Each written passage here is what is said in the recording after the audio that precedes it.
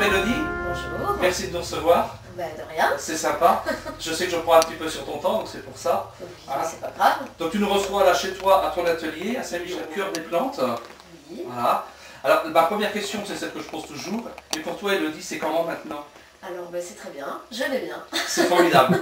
Alors on Pleine pense... santé. Ben, je pense, oui. Puis avec ce que tu fais, tu ne peux être qu'en bonne santé. Voilà, bon, ça arrive bien d'attraper des rhumes. Hein. On peut Oui, être malade un comme petit tout le peu, monde, mais il y a la c'est bien de saison. se remettre. Tout à fait. Voilà. Tu es dans les plantes. Alors ça fait combien de temps? Donc ça va faire 5 ans au mois de janvier, là, du début janvier 2007 en fait. 5 ans. D'accord. Est-ce que tu peux nous dire comment tu en es arrivé là? Alors, Quel a été ton parcours du début à maintenant?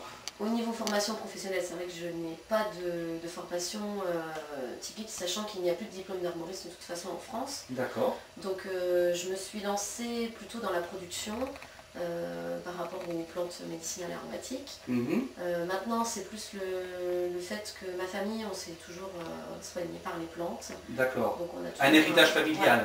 Sachant que je ne connaissais pas tout quand même et que j'ai appris avec les bouquins, internet, tout ce qui s'ensuit. Ouais. Voilà. Tu t'es formé sur le terrain. Voilà, D'accord. comme on dit. Avec les connaissants, un papa et une maman qui sont depuis de longues années dans ce milieu-là. Voilà, Voilà. qui ont décidé, eux, déjà leur mariage, De axer leur vivre vie autrement sur, déjà. voilà, de vivre autrement. Voilà. Donc depuis toute petite, tu es à bonne école. Moi, oui, voilà. J'ai Ok. toujours été comme ça. Est-ce que, alors on a visité le jardin, tout à l'heure on a vu quelques plantes, on est au mois de décembre donc forcément il y en a moins, ça c'est normal. Forcément.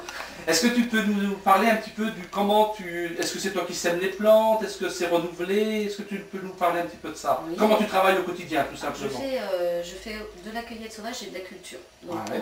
pour la cueillette sauvage, je m'en vais dans des endroits où je sais que ce n'est pas drogué, évidemment exempt de pollution. Bien sûr. Après, au niveau de la production sur les jardins, là je suis plus sur quand même des vivaces que des annuels. J'ai quelques annuels quand même, Ouais. comme la coriandre, on a essayé l'anis vert, Ouais. le cumin, voilà, bon, des plantes comme ça qui manquent, le thé des jardins. Voilà. Qui Ça vont c'est des être plantes qui semées. disparaissent donc à l'hiver avec Voilà, les gelées, avec et- le froid, Et la- ce qui n'est pas le cas ça- cette année. Non, d'ailleurs elles sont encore présentes pour la plupart. Ouais. Et puis bah, autrement je suis plus sur des vivaces donc, qui sont tout le temps, qui se renouvellent toutes seules chaque année. D'accord. Donc quand vient la floraison, la période, tu récoltes. Voilà. Une Alors, fois que tu as je récolté, récolte comment ça se selon- passe? Voilà, selon les plantes, ça va être la fleur, mais pour certaines ça peut être que la feuille. Donc j'ai pas forcément besoin d'attendre la floraison D'accord. pour certaines. Toute l'année, on va dire, au moment où Voilà. elle donne, tu peux aller prendre des Pour feuilles. certaines, comme l'aubépine, sur-aux-fleurs, ça va être au moment évidemment de la floraison. Mais pour d'autres, ça va, comme le sur-aux-fruits, je le prends aussi bien après. D'accord. Et les fruits aussi de l'aubépine. Donc je fais les deux. Je fais 2 saisons pour ces plantes-là. Pour ces plantes-là. Après pour les Et deux autres, récoltes. la ménisse, je récolte plusieurs fois dans l'année, l'ortie aussi. Même si c'est vrai que le printemps est quand même une période propice au niveau de la cueillette. Où il y a le plus de travail, C'est quoi, au sur le niveau terrain. de l'apport des minéraux, c'est-à-dire que la plante là elle se charge de tout ce qu'il faut. Donc forcément qu'elle est encore meilleure à ce moment-là. D'accord. Tu récoltes et qu'est-ce qui se passe après? Qu'est-ce que tu en fais de tes plantes? Donc je les vends rarement fraîches. Ouais. C'est même pour dire jamais. Peut-être que ça viendra un jour. Une On demande, verra. la demande, ou c'est que les gens Il y ne a de demandent la pas, ou demande. c'est peut-être plus compliqué aussi? Si, il y a de la demande, mais c'est qu'après, il faut faire plein de pots de différents... D'accord. Enfin, c'est que ça complique, Ouais, ça fait ouais, encore autre chose, une autre gamme. Donc là, je suis plus sur de la vente sèche. Donc je fais sécher en fait les plantes dans un séchoir fabriqué maison. Ouais. Et puis, La plante sèche, qu'est-ce qu'elle devient après? donc avec la plante sèche, donc je l'utilise brute, c'est-à-dire vraiment comme j'appelle le vrac, pour les infusions. Par exemple, Donc ce là, qu'on voit dans on les va sachets avoir, ici. Voilà ce qu'on va avoir, le ruban épicé, la sauge, la menthe bergamote, le basilic, qu'on va retrouver comme ça.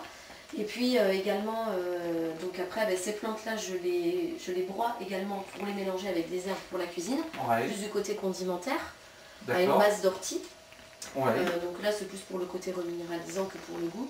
Après, Pour l'ortie, je fais, tu parles. pour l'ortie, je parle. Hein, parce Côté qu'évidemment, après, je reminéralisant, mets des plantes aromatiques pour donner du goût. Et après, pour les sels aux plantes, donc là, évidemment, je mélange différentes plantes avec le sel D'accord. et avec le sucre également. Donc, qui est plus D'accord, donc il y a le sel gamme-là, voilà. qui va être un sel aromatisé. Donc lui, ça va être pour mettre dans la cuisine de tous les jours, Ouais. selon les goûts de chacun. Il y a celle à la menthe, celle au fenouil, il y a des mélanges. D'accord. Et le sucre Pour également. sucre, donc ça, c'est plus pour les desserts, qui est plus anisé. J'ai Ah fait avec la menthe poivrée, Ouais. la menthe pouillot. Et j'ai fait également avec... Ça c'est original. J'ai fait avec une autre, mais je me souviens plus. La peau de mandarine quand même. La peau de mandarine. Parce qu'on a un petit mandarinier qui Ouais. donne, alors ça arrive des hivers qu'on n'en ait pas, mais Mais cette année il y en aura cette parce qu'il année, est il y en doux. a eu beaucoup. Ouais, d'accord. Donc là, je récolte la peau. Ouais. Tu nous as parlé du sel, du sucre, qui est quelque chose de très original, là, du coup, hein, que moi, personnellement, je ne connaissais pas, et que ce sera intéressant de découvrir. Et tu fais également donc, des élixirs et du vinaigre. Tu peux nous en dire un petit mot? Oui, je peux, oui. Alors, au niveau des vinaigres, en fait, je pars sur un vinaigre de cidre bio là d'un producteur du Maine-et-Loire, auquel j'ajoute les plantes pour faire les macérations. Donc, du coup, c'est pour redonner du goût, le goût de la plante et les vertus médicinales. Donc, c'est vraiment pour les deux. Hein. C'est vraiment condimentaire et médicinal. C'est vraiment allier les deux. Voilà. Après, pour les élixirs, c'est plus macération des plantes dans l'alcool. Donc là aussi, c'est à but quand même médicinal. Oui. Sachant que je fais les élixirs floraux selon la méthode du Dr Bach. Dr Bach, oui, voilà. si, oui. Hein, c'est vraiment la gestion des émotions par les fleurs. Et puis, pour évidemment aider à aller mieux. À aller mieux, voilà. Hein, pour ne pas dire...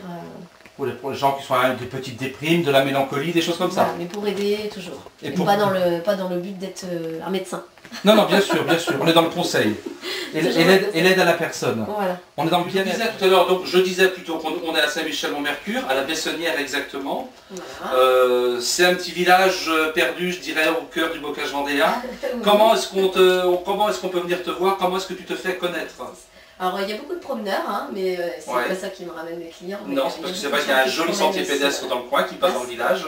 C'est plus quand même les marchés, donc je fais les marchés d'animation, après je fais quelques marchés mensuels au niveau des herbiers et pousauges. Les herbiers et pousauges, voilà, à la semaine, et c'est régulier. Donc c'est régulier, mais une fois par mois. Une fois par mois, d'accord.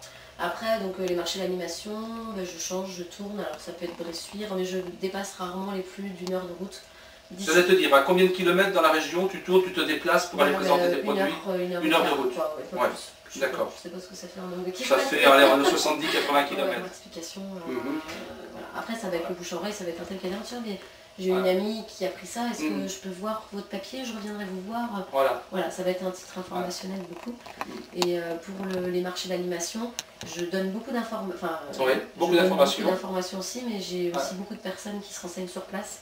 Donc je passe beaucoup de temps à parler. C'est le plus avec toi, Elodie, c'est que l'avantage des personnes qui ont affaire à toi, elles ont beaucoup d'explications et tu vas y passer beaucoup de temps à leur expliquer chaque produit, à quoi ça sert, et ça c'est très riche.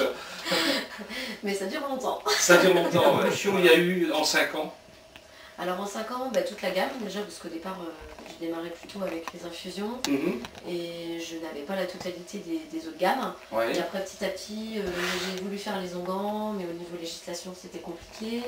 J'ai fait les huiles, en fait, j'ai voulu faire les soupes sèches. J'ai essayé pas mal de petites gammes. Et puis maintenant j'ai les infusions, les herbes, le sel, le sucre, les vinaigres et les élixirs qui restent. Et puis on verra pour d'autres choses après, si ça doit s'élargir sur d'autres choses encore. Mais tu as possibilité d'élargir comme tu veux, tu n'es pas limité en tous les cas. Et d'ailleurs je crois même que tu as une charte auquel tu te tiens à jour. Voilà, oui évidemment j'essaie de cultiver selon le mode biologique, donc c'est pas un essai, c'est que je le fais. Tu sais que tu le fais, oui. Et puis connaissant les terrains autour, je peux affirmer qu'on est vraiment sur des terres très saines, hein, puisqu'il n'y a rien autour, il n'y a pas d'élevage, il n'y a pas de production. Non, autre à côté, et puis au niveau des jardins, je sais vraiment l'apport des minéraux, le compost. Compost, minéraux, des engrais naturels. Voilà, si on doit mettre quelque chose sur des pucerons, ça va être des infusions de plantes, quoi. Ça ne sera pas ou du savon noir, enfin des choses naturelles. D'accord. Toute ta semaine, tu la passes donc à préparer tes produits, tes plantes. Voilà, donc pour une grande partie de l'année, je suis en production. À partir du printemps jusqu'à l'automne, c'est la production. En hiver, j'en ai moins, j'ai quand même les racines et les écorces, mais j'en récolte peu quand même. Donc c'est pas ma grande partie de production, c'est plus la fabrication, la mise en conditionnement. Donc ça va être par exemple les macérations dans le vinaigre que je vais passer, que je vais mettre en bouteille. Ça va être les élixirs, ça va être tout ça, mais ça va être une autre préparation. Et non, ça ne manque pas de travail. D'accord, ok. Est-ce qu'on peut dire, est-ce que c'est saisonnier? Est-ce qu'il y a des périodes dans l'année qui sont plus où il y a beaucoup plus de travail pour toi? Alors oui, parce que l'été forcément et l'hiver, au moment des marchés, où c'est très intense, comme juillet, août, septembre, et puis décembre, c'est vraiment des mois importants, il y a beaucoup d'animation, il y a des marchés, et il y a du monde qui vient, et en plus il faut continuer la production, et là c'est dur. Et là c'est compliqué. Voilà. Donc tes produits, on peut les retrouver sur les marchés de la région que tu nous as nommés, les herbiers, pousauges une fois par mois. Voilà, je pense que je vais continuer, je ne sais pas encore totalement ce que je fais Ouais. l'année prochaine. Mais... D'accord, enfin, pour l'instant, bon, on peut te retrouver là. Oui, oui, Et puis bien sûr, on peut venir surtout ici au chalet, voilà, au local. hein, au local, où il y a toujours quelqu'un de toute façon pour nous accueillir. Voilà, si c'est pas moi, c'est ma maman. D'accord. Et là, on retrouve vraiment tous les produits dont tu nous as parlé. Voilà. Voilà. Est-ce que tu as autre chose à rajouter, Elodie? C'est possible aussi de visiter quand même les jardins. Et ça, j'ai oublié de dire. D'accord. Et c'est vrai que c'est important parce que Voilà. donc on les a vus tout à l'heure, on les verra un petit peu sur le petit reportage qu'on est en train de faire. Mais je les ai vus au printemps, je les ai vus cet été, c'est vrai qu'ils sont de toute beauté et qu'effectivement, comme tu le dis, on peut les visiter à tout moment, surtout au printemps bien sûr et en été. Il y a possibilité d'accueil de groupe, Visite guidée. mais voilà, visiter avec les explications. On est même en lien avec la maison de la vie rurale et puis Nelly, Oui. Jean Bernard, pour faire un circuit sur 3 sites. Tout à fait, et ça effectivement on le retrouve sur ton site. Je vais te reposer ma question de tout à l'heure, et pour toi Elodie, c'est comment maintenant? Maintenant on va aller prendre une infusion, tous les 3. Ouais, On va aller déguster ça. Hein, on va aller se régaler. Très bien. Merci beaucoup du temps que tu nous as consacré, et Mais puis de rien. à bientôt. Très enchantée. Merci.